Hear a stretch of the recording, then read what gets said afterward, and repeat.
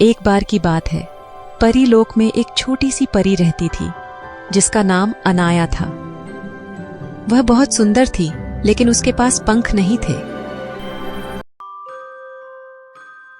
बाकी परियां उसके साथ खेलते समय अक्सर उसका मजाक उड़ाती और कहती, तुम तो उड़ ही नहीं सकती, तुम कैसी परी हो। अनाया यह सब सुनकर उदास हो जाती। वह जानती थी कि उसके माता पिता, जो परी लोक के राजा और रानी थे, उससे बहुत प्यार करते हैं। लेकिन उसके मन में हमेशा यह सवाल रहता कि आखिर उसके पास पंख क्यों नहीं है। एक दिन जब अनाया अकेली बैठी आंसू बहा रही थी, उसने ठान लिया कि वह इस सवाल का जवाब ढूंढ कर रहेगी। वह परी लोक की सीमा के बाहर निकल पड़ी। चलते चलते उसने एक अजीब सी कुटिया देखी जो डरावनी और अंधेरी लग रही थी। परी लोक के बाकी सुंदर घरों से यह बिल्कुल अलग थी। डरते डरते उसने उस कुटिया की एक छोटी सी खिड़की से अंदर झांकने की कोशिश की।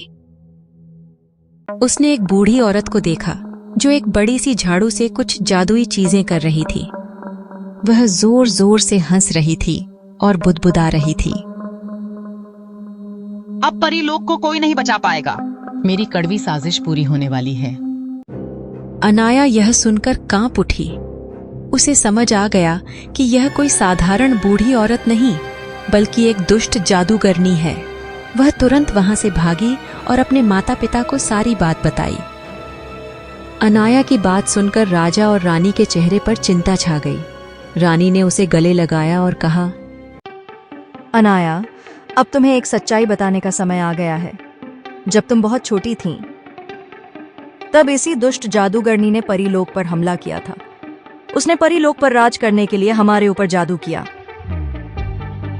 लेकिन हम सब ने मिलकर उसे हराया और परीलोक से बाहर निकाल दिया।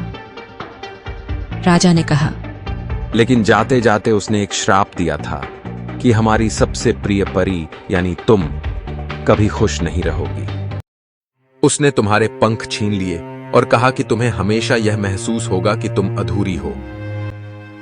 अनाया की आंखों में आंसू थे। उसने कहा, तो मेरे पास पंख नहीं होने की वजह यह दुष्ट जादूगरनी है?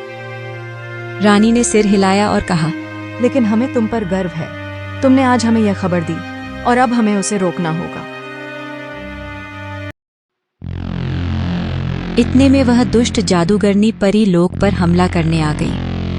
वह अपने साथ अजीब अजीब जीवों की सेना लेकर आई थी।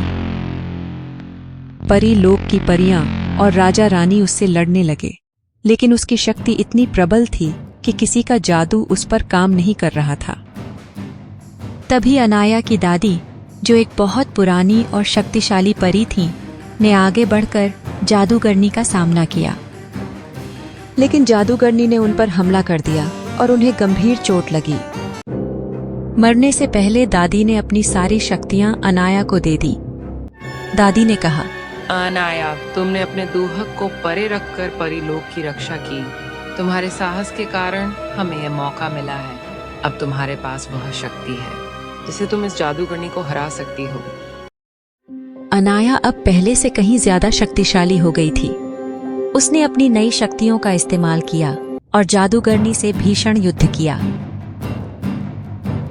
पूरे परीलोक ने उसके साहस की सराहना की। आखिरकार अनाया ने जादूगरनी को हराया और उसे हमेशा के लिए नष्ट कर दिया।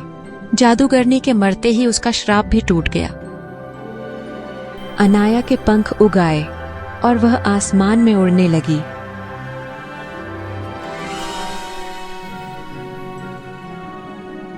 पूरे परीलोक ने उसकी जय जयकार की। राजा ने अनाया से कहा, बेटी, तुमने यह साबित कर दिया कि केवल पंखों से परी नहीं बनती, अपने अंदर के साहस और परोपकार से ही असली परी बनती है। अनाया मुस्कुराई और बोली, अब मैं कभी उदास नहीं होंगी, क्योंकि मुझे पता है कि मैं परीलोक की सबसे खास परी हूँ। सभी परियां जो कभी उसका मजाक उड़ाया करती थीं, अब उससे माफी मांगने लगीं। अनाया ने उन्हें गले लगाते हुए कहा, हमें हमेशा दूसरों की मदद करनी चाहिए, न कि उनका मजाक उड़ाना। यही परीलोक की सच्ची शिक्षा है। अंत में पूरा परीलोक खुशी और उल्लास से भर गया।